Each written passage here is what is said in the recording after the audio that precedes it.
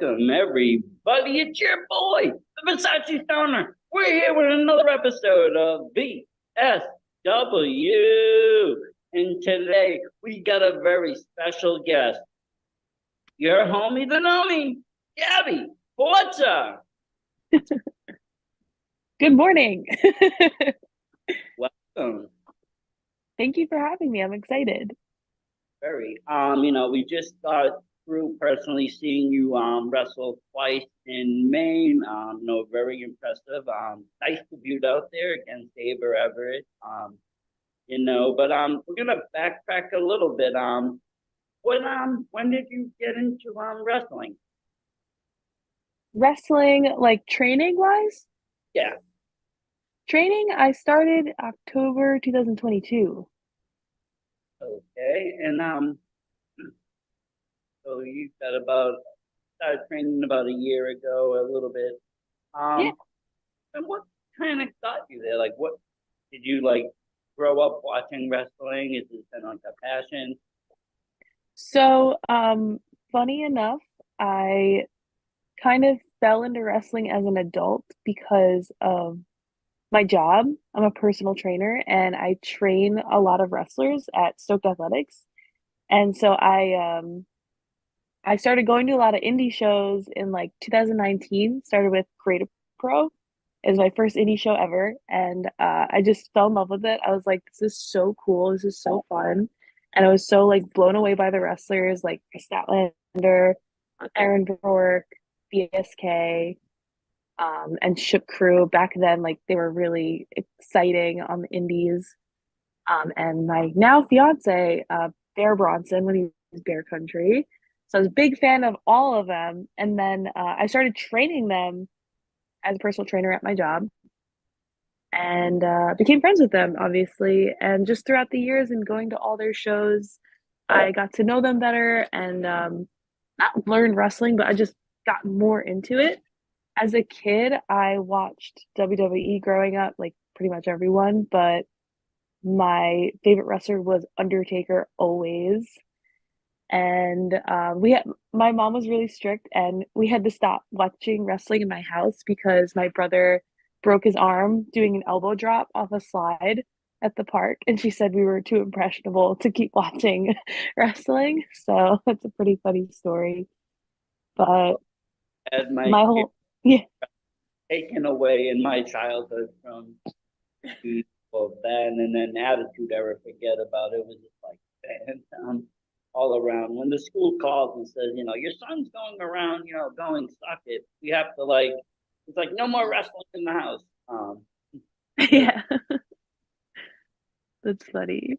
uh, yeah, and you could backtrack a little bit, 2019, I started getting, I grew up watching wrestling. I grew up, the Hogan era watching it, Bret Hart and all that. And then I stopped maybe 2003-ish. And I got Okay. back in like 2017. And it actually came through the indie scene.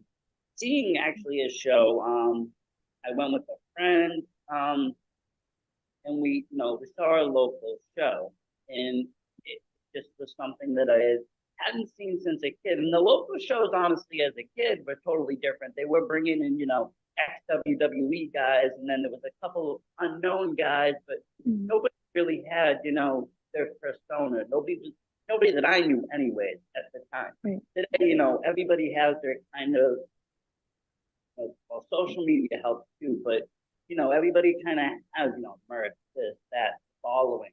Back then, I didn't know any of the guys. I just knew who they were bringing in. Like I remember seeing shows with like Honky Tonk Man and stuff like that, Warlord.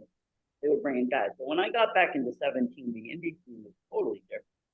And Mhm. then started, to branch out a little bit, and I got into, promotions like Beyond, where I actually did see Bear Country, for the first time. And that show there actually was probably the one that really drove me to the indie. I saw a lot of actually people you just mentioned, Chris Statlander.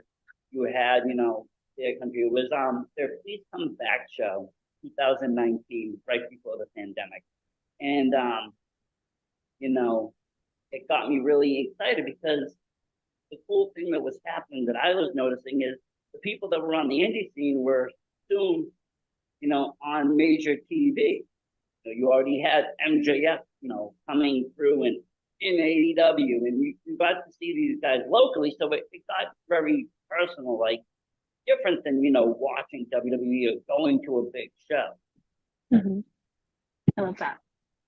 So you're training these guys and girls in the gym, and they just what do you just like? How do I get into this? So you hopped into the school and you went to Creative Pro. I take it. Yes. Great school. Where Great. all of those people like that are obviously names now, like Max Caster, Chris Statlander, Bronson, and a few more, but it's just those were the people that I knew like from my first cap show. Like they just like just watching the show, like I still remember the matches they had. Like it was that like impressionable to me. So they just blew me away, and I was like, I'm never missing a cap show. So I've gone to every cap show since that one in October 2019 as a fan. And just every time I'd go to a cap show, it would, like you said, like more and more personable. Like obviously I was meeting more of them, getting to know a lot more of them, but then the ones I didn't know, I was just like, yo, you're amazing. Like it's so cool to see them grow like show to show and like the stories and things like that. So I just like got really into it. I my whole wardrobe was like indie wrestler shirts. So it's really funny that I just I thought to try it. I thought I'd try it out. And I thought that before I started dating my fiance. So a lot of people now think we met in wrestling, but we actually met before I tried, or yeah, even thought I could be a wrestler. So that's kind of a funny story. Cool. And like I said, just the name alone, I remember that match. I believe they like I said, they were like the fan favorites, and they actually had a little like thing with came out with Slade and who I remember at the Beyond show, when the pandemic ended. That was, a big thing that happened right after 2019. I don't know, about where you were, but out here, everything was shut down. 2020, no more schools. Students had no place to go. How did that affect you? Like as a fan, doing what you were doing, just how did that, how did you overcome that? Yeah, so I think I started thinking about wrestling and like maybe I could do it in probably 2020, but I was working towards something at the time, and just like everyone else, like when you're working towards something and it stops abruptly, you just don't know what to do with yourself. Um, so the past 10 years, as ever since I turned 18, when I grew up, I was playing tackle football as a female on like boys teams. And for me growing up, that was not difficult, but I was treated differently for it because it wasn't normal at the time. I think now it's a little more accepting, but that was just kind of my path. That was the sport I fell in love with as a kid. And then fast forward to turning 18 and trying out for a professional women's tackle football team. I've pursued that the past 10 years, became an All American linebacker, two-time national champion linebacker. And this past year, I actually won my second championship as a linebacker while doing wrestling. So that Oh, was awful on my body, but I'm very proud of myself for getting through that because it was really, really hard. And I don't think anyone should do that. most of the wrestlers did the football first, then went to wrestling, not both at the same time. Yeah. So I That's just I thought after putting my whole life into football and trying to become the best football player I could be for most of my adult life, I in 2020 there was supposed to be my second time trying out for the national women's tackle football team. So like Team USA, it's a branch of the Olympics because my goal was to be an Olympic gold medalist. So that's what I was training for in 2020. And then it got canceled because of COVID, and I was devastated, and I was like, I don't know what I'm gonna do. That was my plan. I spent years preparing for that, and then it got taken away, and then I got hit by a Mack truck. So that was just a I dodged COVID, and then I got hit by a Mack truck. So I thought, now that I've overcome all of the injuries that came with that, and I miraculously returned to football, thanks to successful surgeries and just resilience. Now I'm doing wrestling, which is also insane. Are we you on foot? um, I broke both my legs in that accident, and I couldn't walk for a year. No, what I'm saying was, were you driving or were you like walking up Oh, oh, that? I was driving my Volkswagen Jetta. Great car, kept me alive, so I can shout out that vehicle for keeping me alive. But yeah, that Yeah, happened. that's scary stuff though. And again, overcoming all of that and still, like I said, we just saw you in Maine, very, act. Yeah, I would never know you were in an accident if you didn't tell me. But Thanks. That means a just lot. for the recovery time and all of that, it took time. Um, so after that is when basically, when you recover from that, that's like kind of went full force with the wrestling school and put your effort into that. Yep. And how was it going to Creative Pro now, like as a student and, now working with these people that you just, fell in love with, a couple of years prior as a fan? How Mhm. was Well, as a fan initially, then I got to know them as people, and I was like, oh, everyone here is so wonderful, so nice, and it just made me want to join Creative Pro anyway. But my journey to that is just it's a story. So I went to an open house because Creative Pro has open houses like I think twice a year. And I went to one in February and I didn't tell anyone. So I saw people that I knew and they're like, "What are you doing here?" And I was like, "Oh, I just, I thought I'd check it out, see what it's about." And just watching them do a practice, Brian Myers taking questions, answering questions. And I was like, there is no shot I could do this. And I left and I did not go back. And that was February 2022. And I wasn't even cleared to return to football yet. But I was just like, I don't know. If I can't return to football, maybe I'll try wrestling. I don't know. Maybe that would work. Because football, as a linebacker at least, is a high collision sport. Wrestling too, but in a different way. So I just, I was exploring my options as an athlete. Like I didn't see myself retiring from sports yet. So I was like, maybe it's not too late to try something new because Goldberg did it, Kurt Angle did it. true though? They have, and a lot of wrestlers, overcome a lot of things, and they they just have that resiliency. You see it, on the big screen. You see it on the indie scene too. Even when guys get injured, you know, you watch them on social, and you can see their, comeback, and then you see them come, back to the ring. It's like, wow, um, It's inspiring. it is. So I left that open house not discouraged, but I was like, I genuinely do not think I would survive a practice of what I just witnessed. Like, I don't think my body could do those things. And then I met my fiance very shortly after. We met at a wrestling show, and it wasn't a cap show. I was with my friends at a different indie show on Long Island, and he recognized me from the cap shows. So he called out my name, and I was like, I didn't know you know my name. That's crazy. And so we hung out the whole show, just watched it together. And then he asked for my phone number. And from there, I wasn't thinking about wrestling as a like me doing it. I was just so excited to be talking to him and dating him in a new relationship that I just didn't think about it for like 6 months. And then 6 months later, we're dating. And I was like, I don't want to step into his world because he's a professional wrestler on TV in AEW. Cap is his place. So I didn't want to like overstep. I really asked him, I was like, do you think it's a good idea? Do you think I'm capable of this stuff? And he was like, I think you'd be great at it, and I think you should try it. So he was kind of the person that brought me to Cap and really taught me everything I know.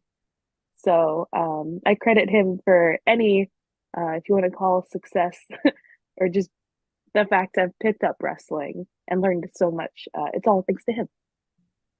That's great. And that's just like a great like all around like wrestling story in general, like just a happy story. And yeah, sometimes you need kind of that, encouragement.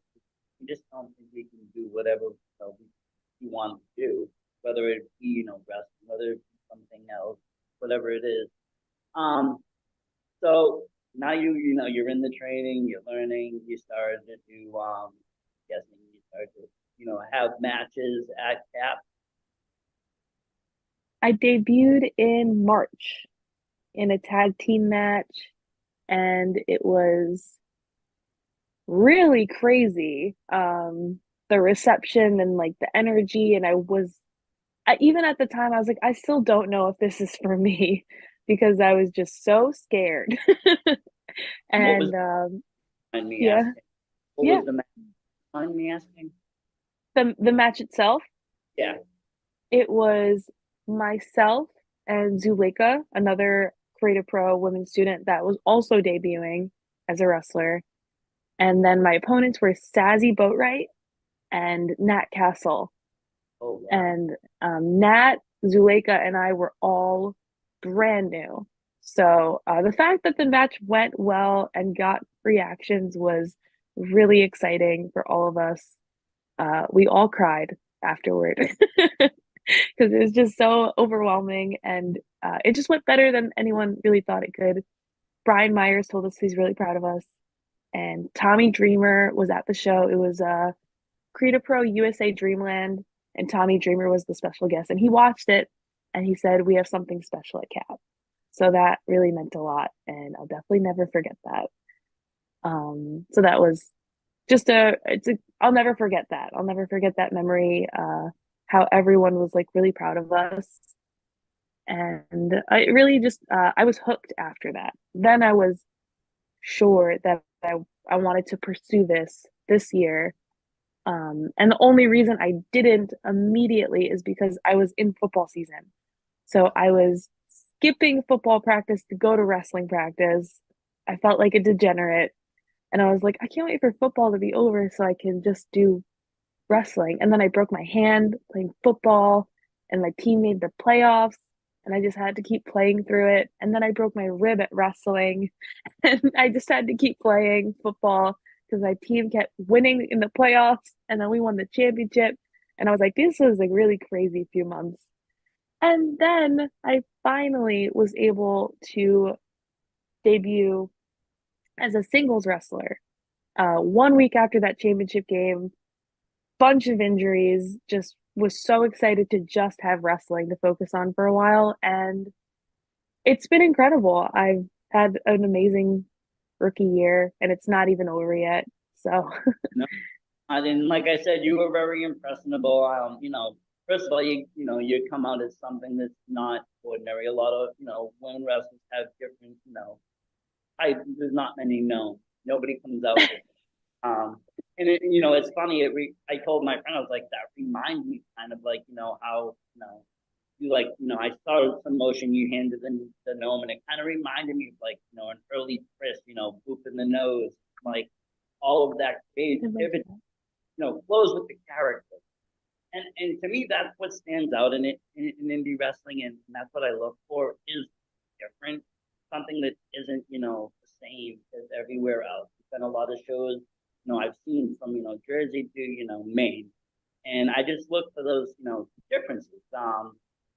And even different style of shows. Like I recently saw something like Kill City Cup, where it's like a feature length film of like an hour, but it's wrestling, but it's put together as a movie, and just a lot of cool things. But like I said, you coming out as the gnome, it was like I said, it just really I think got a good level of pop at that. at that venue, and that was a good sized venue too. A good crowd. Yeah. That Let's Wrestle has been such a fun surprise because I didn't Maine is so far for me. It's like an 8-hour drive, but it's so worth it every time I go up there. And the wrestling scene there has been so great for me and so great to meet everyone after the shows and meeting like, the little girls that come up to me after and they're like, "You're so strong." And I'm like, "You're so strong." And yeah, gnomes are my life. They've been my life since kind of going back to that story before when I had to stop playing football when I was like 10. I think, no, I think I was 14 years old and I was playing football for like 6 years already. And I was basically, I made the team in middle school when I tried out, and 24 boys got cut. And it was my first year in the new school. And my coaches were not really good to me. And especially having coaches now like Brian Myers, other trainers, Pat Buck, they're really good at training women. Like they don't treat women differently, but in football, when you're the only female and it's not normal, you I definitely was treated differently, and I went through a few years of being not bullied, but just kind of harassed for it. And it was a weird thing to go through at that age that I didn't really understand at the time. So it just turned me off from football completely, and I didn't really like school after that. So it was a difficult few years just going through that. And it was because of football, which is something I love, and I didn't want to stop. So being forced to do something or stop, being forced to quit something that you don't want to quit is kind of why I returned to it when I turned 18 and I could pursue it to the best of my ability. And then what I turned to those years that I didn't have football was gnomes. Gnomes were always there for me, and I started collecting them. I felt like anytime I saw one, it was like my little, like, they call it a god wink when like the universe winks at you that like everything's gonna be okay. So whenever I saw a gnome in the wild, I'd be like, all right, everything's gonna be okay. And then that got me through a lot of rough years and rough times. So now I'm very happy to make the gnomes proud in wrestling. Yeah, definitely embracing that. And like I said, it's fun. It's unique and fun. It brings a level of excitement and definitely not expected. I didn't, it wasn't advertising being known. I didn't really know what to expect, but I was looking forward to the debut match. I always look forward to it, and it is a hike up to Maine, especially that part. That was actually my first Let's Wrestle show, and it was like a 5 hour. Really? Yeah. Um, Wow. I'm coming from Mass, so it's Cool. but I usually do the Yarmouth show, but I was I had Drake Lovecraft on my show. I was invested in that storyline. I heard about Yarmouth, and there was a few others on the card. I was like, let's get up there. It's a hike, but it was a great time. And when I heard your name, I didn't really know. You have a very Italian name. I didn't know if you were gonna like have an Italian gimmick, if it was I gonna love be that. what it was. I'm Italian too, but like I think literally your last name means like go. So like I've heard like my grandmother back in the day, yo, Forza, Forza, Yeah, something motivating. I I know love that. that. Um, but yeah, and you like I said, you coming out with an omen, and just coming out and getting, the crowd was very into it. Aver obviously wasn't, but it did give me a lot of those vibes of other like I said earlier wrestlers that have kind of used the gimmick to get over and just that creative flow that not everybody does possess on the scene. A lot of people just it's not I wouldn't say copycatting. It's just you find something that works, so you kind of just mold yourself around what's working and not necessarily just try your own route and see if that will go. And those are the people, like I said, that stand out, and they stand out in wrestling. And we mentioned Chris. Maxwell, coming out rapping. Not a lot of people have done that in wrestling. Aaron Rock, another very unique wrestler. There's nobody out there like on the scene. And you're another one now. There's nobody else there like you. You're very unique on the scene. It's very exciting to see that because something brand new birth. Is there anybody on the scene? I mean, you just faced Ava Everett, top contender in women's wrestling. She's very notable. Then Germany, then abroad. Is there anybody on the scene now that you're like hungry to wrestle, that you're trying to get in the ring with? There are a few. Chris Statlander was a big goal of mine, and I got to face her for the first time in ring at a cap show in a 6-man tag. So it was different than a singles, but someday I hope to face her in a singles competition. My other, just like more, realistic indie goals, Lil Mean Kathleen, who I'm facing on Sunday at my first Beyond show, which I'm super excited for, even though, again, it's a tag match, but I'm sure I'll see her again in singles. Watch you on IWTV. Yeah, I can't wait. I'm so excited for that. And Becca was a goal of mine she was at my debut, and she told me, she's like, I can't wait to wrestle you. So when I get the chance to do that, I will be elated. That's really like cooking something and made it very unique, made it her own, and skyrocketed. Yeah, I love her. Yeah, that, and those are great names, and I can't wait to see any of those matches. And Sunday is going to be a great time, and for any indie wrestling fan, if you can't get out to Worcester, I do recommend tuning into IWTV. You're going to see wrestling like 2 days straight. It's awesome. Festival is one of the greatest things. They bring a lot of promotion to this area that we don't normally get to see. Right. And honestly, very exciting. Great wrestlers have gotten their start in either Beyond or Limitless. Both of them, have come from these two great promotions in New England. I call them the powerhouses because they have the most. I don't like to use the word clout, but they have the most notability. They have the most. You can talk Beyond or Limitless people across the country, and they know exactly what they're talking about. And not that there's not other great promotions in my area. There's a lot, but these are just what I top two. And I love seeing a lot of people strive to get to Beyond or get on to these Limitless shows, and I love seeing when they do because they get on and then they start to get noticed more, and then they start to grow, and they start to get out even further and further into the industry as far as they want to go, really.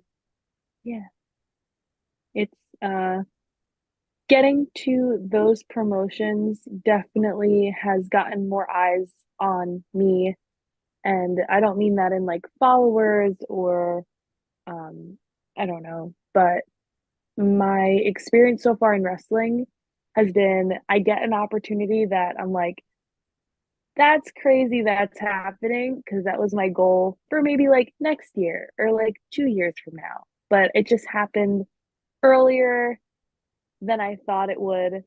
And I just hope to God I'm ready for it, and that all the training I've put in as a wrestler so far has prepared me enough to kill the opportunities I'm getting. And so far, so good. My first wrestling open match was my 4th match ever, which was a crazy experience, but I was so excited to be there that the nerves were overcome.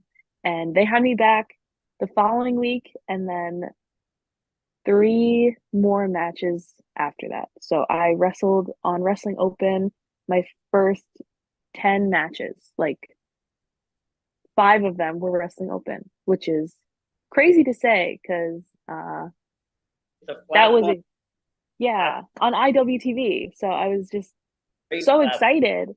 And that's kind of what 2020 did for me is with the pandemic and wrestling, but something for me kind of started, well, it interested me. I'm not sure if it interested anybody, but a lot of promotions that could started doing taping. Beyond was one of them. They started doing masterclass. Limitless was one of them. They started doing the road, and then others started to follow. But it was a great chance for fans to kind of follow along episodically, with their favorite, indie stars and at a relaxed pace. You didn't have to watch it right away. You could kind of go back, you could stop. It wasn't too much to process. They were only doing 4 or 5 matches a week. And it was easy for people like us to cover or to kind of even get into. Fast forward, some of these promotions have started, continue that. Well, before it was like uncharted territory. Now it is wrestling open every week. Great seeing that, that episodic kind of indie wrestling. It's not something we get to see. Mostly it's monthly. And it's great to see, the stars progress on that kind of weekly basis that sometimes, in a month, a person can change a lot in. But you can kind of see it gradually week by week as they're learning new things and kind of trying it out. And it's totally different experience, especially if you watch it all the time on TV or even go to West. I know a lot of people that go there every week, dedicated. They have such a dedicated fan base. It's great to see that in indie, because again, my whole point of the podcast when I first started this was to get more ears and eyes on the independent. I was going to a lot of great shows, but nobody knew what was going on. Nobody knew who anybody was. People just weren't getting heard or seen. Maybe unless somebody happened to see or something happened to be at the show. And I started doing the shorts program and started, to interview wrestlers, and some of the videos took off, some didn't, it all went, what it went, but the whole purpose was to get more eyes and ears on that whole indie scene. And again, platforms like Wrestling Open help that tremendously because people across the country can know at least what I'm talking about or people that I mentioned. They're like, oh, I've seen them on IWTV. But I'm about to wrap it up with you. And again, thank you for coming on, taking the time. It's been great. But I'd like to know and ask, one final question, and it's just to help everybody. Where can folks find you on social media, and where can they buy merch and all that great stuff? Oh, my Instagram handle is _Gnomie, GNOMIE, and it's the same thing on Twitter. And those are really the main two I use to post all my upcoming shows, merch drops, which are on Pro Wrestling Tees only for right now. If you catch me at a show, I'll have like stickers and 8x10. But for t-shirts, for now, it's just all on Pro Wrestling Tees at Gabby Forza. Awesome. So that is all of my apps. Thank you. And I'm gonna just ask one more thing. If anybody's out there that is thinking about, getting in the ring or thinking, do you have any like words of inspiration or like how can they kind of, if they want to get into it? I actually have had in my short stint so far as a wrestler, I've had a few females come up to me and say they inspired me to try wrestling, which I think is amazing because there's not enough women's wrestling and you never know who will be the next thing. So the fact that more women are just getting in the ring and joining wrestling schools, wherever that may be, I think that's really awesome. And I think women's wrestling deserves better. And we're only going to get better if more people step up to the plate and step into the ring and give it a try because you never know. So women are always a lot stronger than they think they are and capable of way more than you think that you are. So I'd hope anyone that is listening to this tries it if they feel so inclined. I do believe if there's a part of you that thinks you should do something, that's a sign you should go for it. That's all you need. Great words of inspiration. Thank you so much, Gabby, and can't wait to watch you on IWTV. Thank you. Thanks for having me. I loved it. And thank you, everybody at home, for watching. VSW, you know what to do. Support indie wrestling. Versace Stoner out.